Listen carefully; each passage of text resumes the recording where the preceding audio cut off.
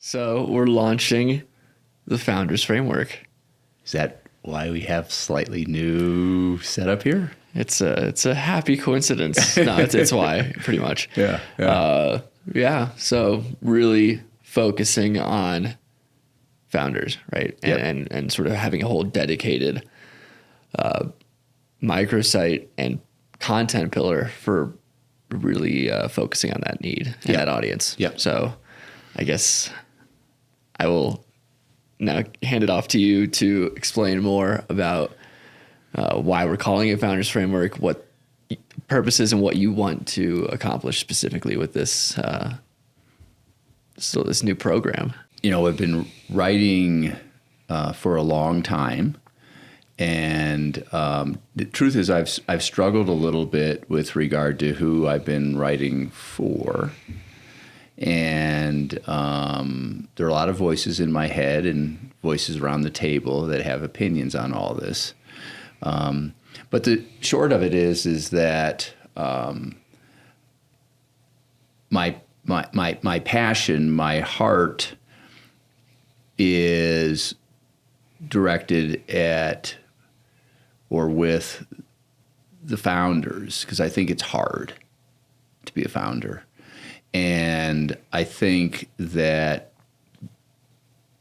small and mid-sized businesses, as I think we've talked about in the podcast before, are extraordinarily important for a healthy agreements-based society, sort of a constitutional republic. I believe that they're the most open to positive and negative feedback loops. They're the companies that ultimately end up being the leading companies in most societies. Obviously, the companies that are the biggest companies in the world today weren't even around 30 years ago, right? They were small and mid-sized businesses. They had founders, and I believe that that these companies are tackling opportunities to make the world a better place. The best of them are to make the world a better place. I believe that founders are super important. They help us innovate. They help us advance useful information. They will go after industries that are poorly run. They'll go after ideas that need to be brought into the world. And I think by talking directly to founders, I'm a founder. I've founded several businesses. I know what it's like. I know how hard it is. So I think I can relate with them, to them. And ultimately, we are speaking to people that are beyond that. A CEO isn't, oftentimes there's a founder sells to a new, sells the company, and a CEO will come in.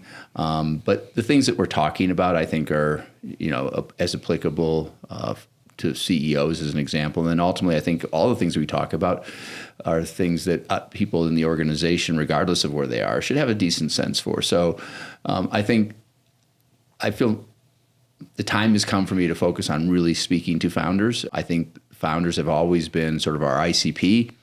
We've struggled a little bit with regard to is it a founder, is it a business owner, is it a CEO? And I'm like, I'm done with this. I really just want to speak to founders because I think what we're talking about and writing about is applicable to a lot more. But I just want to focus on one persona. And if you focus on the core thing, right, whereas a founder in most of the situations we're speaking of is if they're CEO and the visionary kind of thing, right? Yeah. And a business owner almost always. Yeah, and an owner. And so if you are speaking to the founders, which is covers all the stages of those things, right? And the lessons there are applicable to the CEO, to the visionary, to the owner. Yeah. Right. We're able to cover all that ground while still staying super focused on what the actual core thing is. Yeah. And so that's a big reason why that matters. And also you being in a position of being all of the above. Yeah. Is one of the big reasons why we are leaning into this from from the focus of this thing, A, and then B, why you are being at the center of this thing. Yeah. And then the other thing is I've talked about it before, right? We've talked about, entrepreneurs doesn't work for me, right? Because as we believe, there are 5 archetypes. We are gonna work on this research and either disprove or prove my theory here, but that we believe there are 5 archetypes of entrepreneurs, and not all of those archetypes are who we're speaking to, right? I'm not speaking here to a balloon salesman in Central Park, right? They're not going to care about the things that we're getting into, the frameworks. They don't need the frameworks, right? Necessarily. They don't need to figure out how to go hire people if they're just an entrepreneur who's a solopreneur, right? So it doesn't apply to all entrepreneurs, and that's one of the reasons why we're not leaning into the term entrepreneur. We're really focused on founders, and we talk all the time about ambitious founders. And so, what's the difference between an ambitious founder and a founder? In my opinion, the ambitious founders, once again, if you want to get even narrower, are the ones who genuinely want to build what we call a stage 5 company, a company that has evolved to the place where they could gladly sell it to someone who they'd love to take over owning it because they deeply love their business, and or hand it off to another leader gladly, because they have a lot of confidence that leader will continue to carry the torch that they lit when they started the company. And what I mean by that is that, as we've talked about in other podcasts, agreements are everywhere. And one of the agreements is our core values. And so one of the things I think larger companies do is they lose their way over time because they have these transitions from CEO to CEO to CEO. And a lot of the things that the founder believed in deeply start to just get pushed aside. And the problem with that is you had a bunch of people over the years who joined the company because they were attracted to all the agreements. They were attracted to a purpose, passion, just cause. They were attracted to serving a particular type of persona, right? They were attracted to the unique value proposition that the company was providing. They were attracted, obviously, to the core values. We could go on, right? But they were attracted to all these things that the company stood for. And then all of a sudden, they start changing things. And we've talked about Chesterton's fence before, right? But, some of these things, when you rip them down or you change them dramatically, you're ripping up something that was really super important to a bunch of your ideal stakeholders.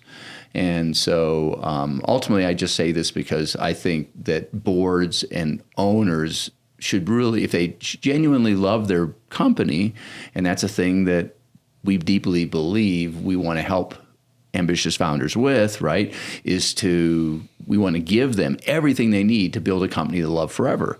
And why is that? What's the big idea behind the concept? The big idea behind the we'll love forever is a lot of founders end up not liking their companies. They end up feeling like they're hurting their health. They're hurting their relationships with their families.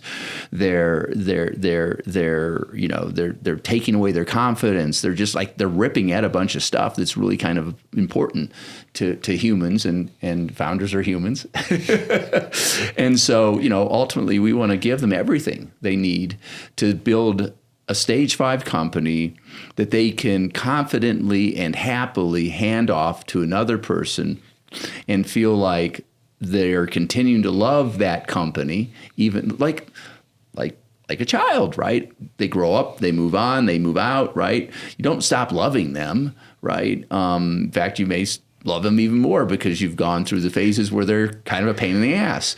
But you don't have to deal with them anymore. So you don't have to deal with certain parts of that journey anymore, which is awesome. But anyway, the point is that, wouldn't it be great if you built this company, you got it to stage 5 or 6 or 7, and you handed it off, you sold it, or you handed it off to another generation, and you just look at it with affection.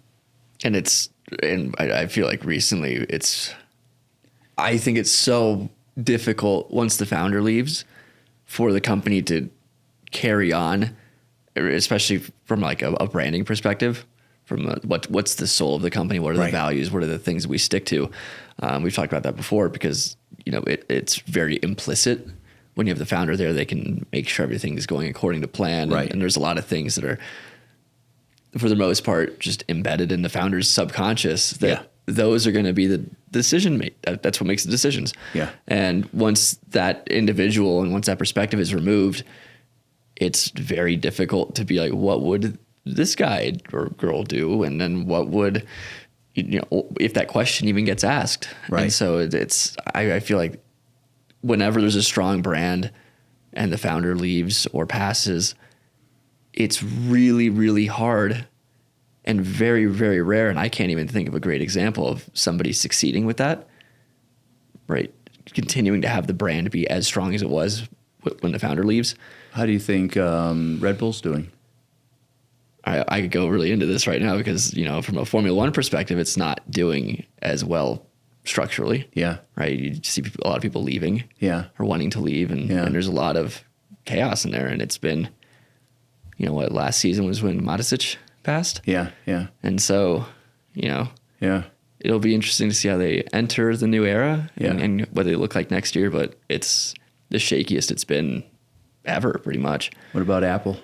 That's a whole other discussion. Yeah. I think Tim Cook does a good job, and I think Jobs set it up well. Because I think that's one of the strongest in terms of making things explicit. It's very strong. Yeah. I think Chick-fil-A also does a decent job at that, making things explicit. But I'd say the issue with Apple is Tim Cook is very much engineering mindset versus the artist mindset. He's more of in US terms, an integrator, not a visionary. Yeah, agreed. And so you've seen their computers become, for example, their computers are performance powerhouses now. Yeah. Like this thing is crazy, right?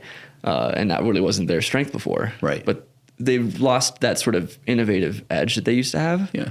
And they've become very technically good. Yeah. So I don't think that's the going to be ethos great over the long run. Yeah, the ethos is pretty strong, though. Yeah, I think the ethos is still strong. So I think they still do a good job at that. It's just the execution and the way they approach the game that they play is different, having a very differently led company based on Cook versus Jobs. I'll do one more. Patagonia. I believe the founder's still there. Is he still that involved? I don't think he's. I don't know if he's involved or not. Yeah. Right. That's a very emotionally driven company. Yeah. So it's easier to, given that that's prioritized. Right. It's harder to let go of that. Yeah. But even if the founder is still around in some capacity. Yeah. It makes a huge difference. Yeah. There's a presence there, and the same with. So we could easily go down. But the point is, you need to have, right, and what we're working on here is you need to have these frameworks, these explicit, coherent, and resonant frameworks internally, to make this all work and be sustainable. And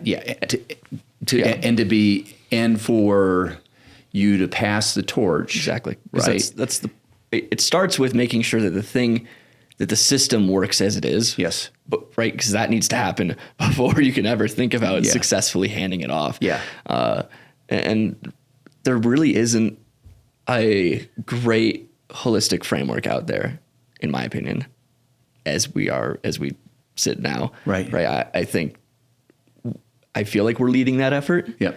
And I really do believe it could make a huge difference for these founders and businesses. And for the companies. Yeah. Right. I mean, that's the big concept here, right? Is we're focusing on the founders, and we're focusing on the frameworks that we believe will improve the probability of being able to pass the torch from generation to generation to generation. There's been a lot written about companies that have been passed from generation to generation to generation reasonably well. I think the first book that I think of in terms of that is Built to Last, which is now, decades old. And I think it would be fascinating to go back and look at Built to Last and Good to Great, the Collins work, right? And then say, okay, so what really did happen? When did the wheels fall off, right? When did things start getting wonky?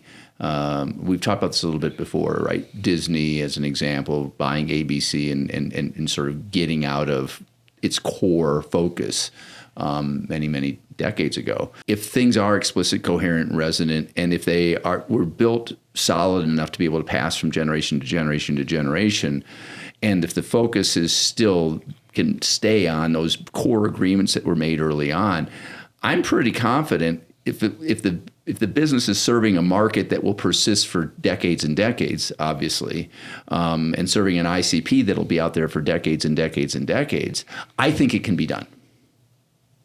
And so that's kind of what this series, this focus is all about, is helping founders understand the game, helping them see the game through the lens of frameworks, right? And helping them think about the big idea of building a stage 5 or stage 6 or stage 7 company that has all the core ingredients it needs to be something that endures and that they love forever. That's the idea. Yeah. Yeah. And so take it back to Founders Framework. Yeah. Right.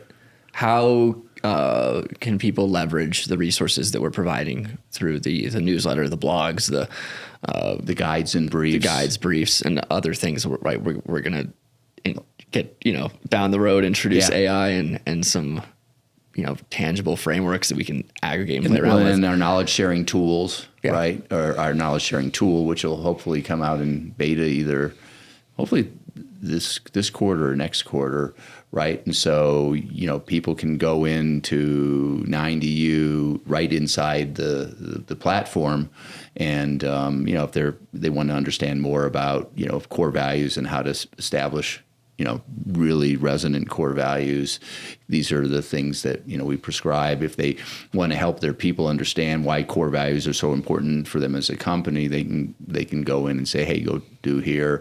Ultimately, right, the knowledge sharing tool will enable people to not just teach all the concepts, tools, and disciplines that we have, but ultimately, you can it'll deliver skill badges associated therewith. So maybe you have some people in the company, as an example, who are really good at helping people understand whether it's core values or KPIs and targets and the logic behind everything.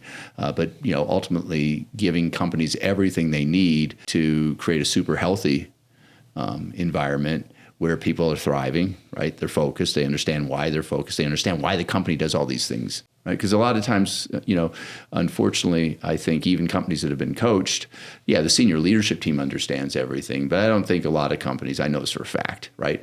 A lot of the coached companies, you go down, into the organization deeper and deeper, and, because they're running hard and there's lots going on, et cetera, people don't understand why we, KPIs, they don't trust me. They need to have this data on me every single week. It's like, no, this is how we avoid micromanaging. If everything's green, we're going to stay out of the way and we just cheer you on from the sidelines. We want you to run.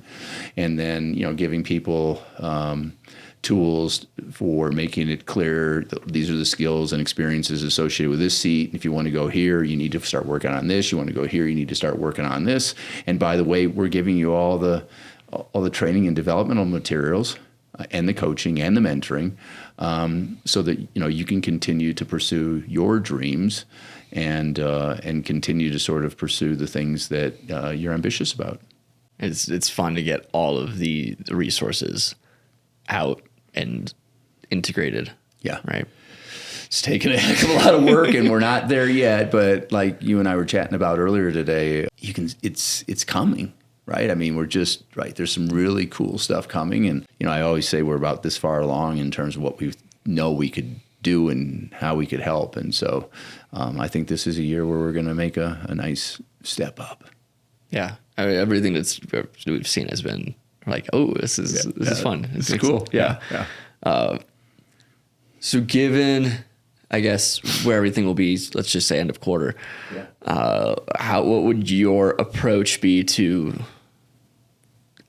leveraging everything, right? Leveraging the knowledge sharing tool, the blogs, the newsletter. What would be your prescription for somebody who is sort of shifting to a frameworks-based leadership approach. Yeah. It's trite, said all the time, right? Every single company is unique. They're at a different stage of development across there's a continuum of sort of mastery across the requisite concepts, tools, and disciplines at the senior leadership team level, obviously at the department level, at the team level, at the individual level. One of the things that we're working on is being able to meet people where they are in their journey and give them assessments that'll help them understand where they are in their journey, and then ultimately have the platform, the system, help them understand where to start. We have strong opinions on where to start. I do personally, but they're my opinions, and I think they're going to be right. But time will tell, and the data will help us, figure out how to best serve people.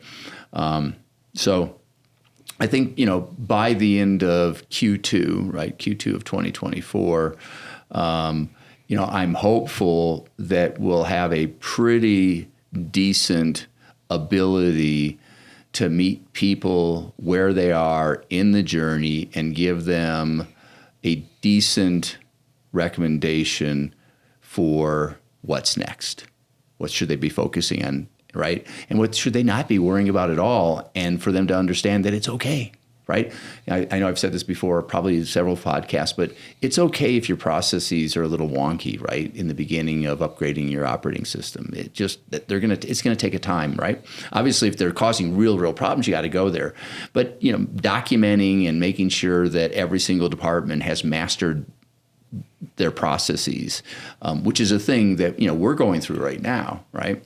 This year, it's part of every department leader or core function leaders' roles and responsibilities includes process mastery, and it's not to be 100% great. It's sort of have the 20-80, right? The 20% of the activities that generate 80% of the value, for them to be documented for the major sort of process steps, to have KPIs associated with it, et cetera. That's a thing that we know is going to take a whole year. Another one as an example is for your department to have the KPIs, mastered, right? What are the department KPIs? What are the sub-functions or the core function, right? What are the core functions to KPIs? What are the sub-functions, right? What are the team's KPIs?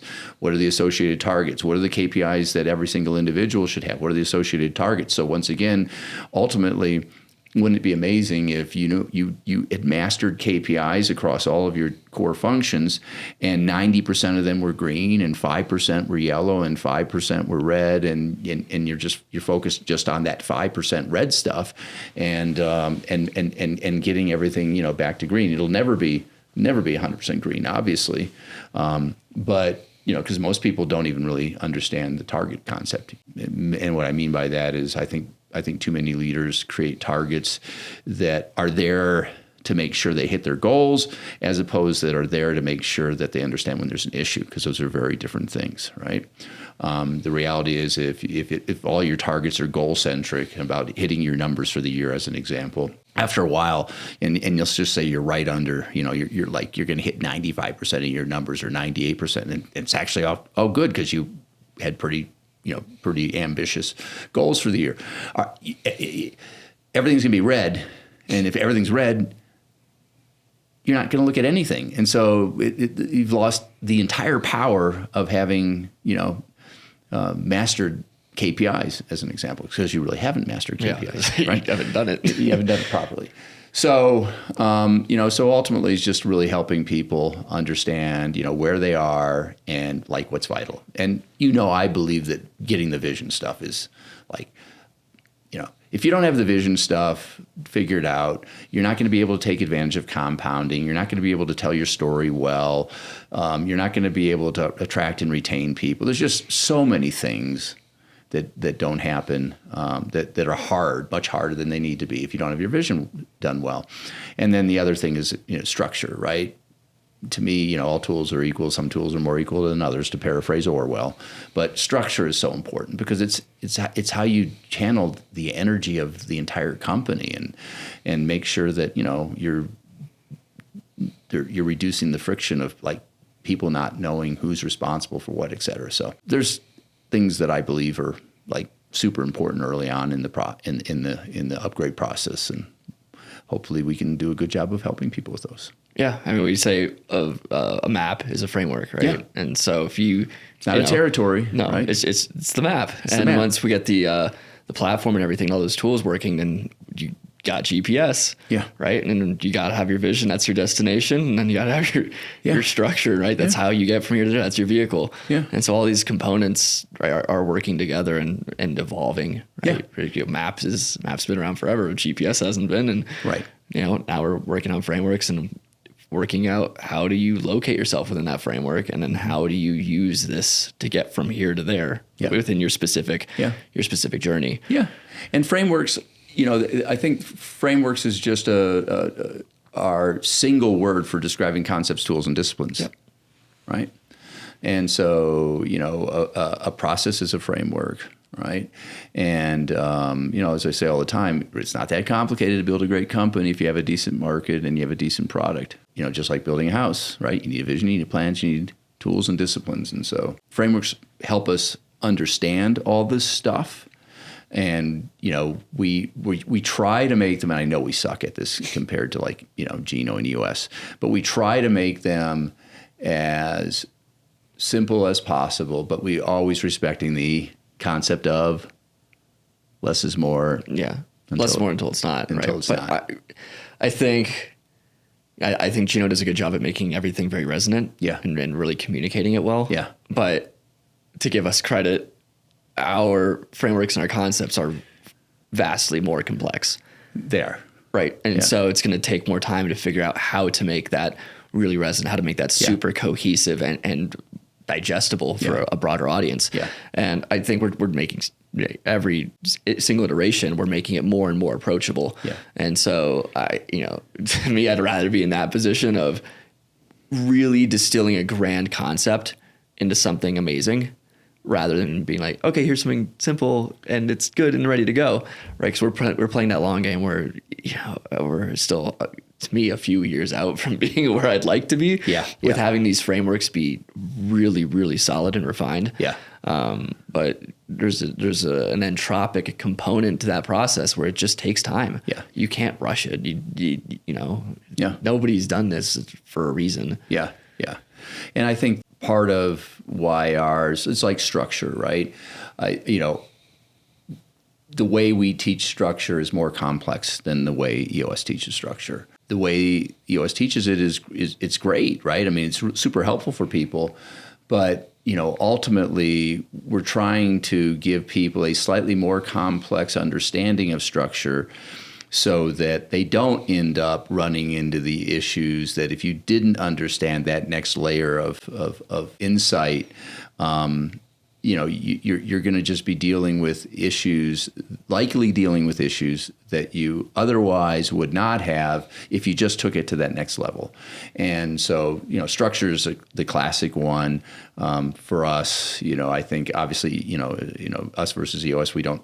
EOS doesn't get into enterprise value, so that's a thing that we believe is one of the 9 core competencies, and we believe that that everybody in the company should have a decent understanding of how enterprise value is created, because everybody in the company is involved in creating enterprise value, and part of that's based upon my deep belief on transparency because I deeply believe you need to create high trust cultures, especially as we move into this next age of work. So there's stuff that we just we lean into, and we're leaning into it because we really do want to reduce the grind associated with ultimately, creating an extraordinarily productive, humane, and resilient company where employees are focused, aligned, and thriving, and ultimately for founders to create places where work doesn't suck, because work shouldn't suck. And ultimately, and that includes for them, right? But I think generally speaking, a lot of people think that a lot of non-founders, and particularly I think people are, earlier on in their careers, I don't think they appreciate how hard it is to build a company. Yeah. And I get that, right? But it is hard. it's hard. It's, yeah, even with everything, it's never. It can be simple, but it's never easy. Never easy.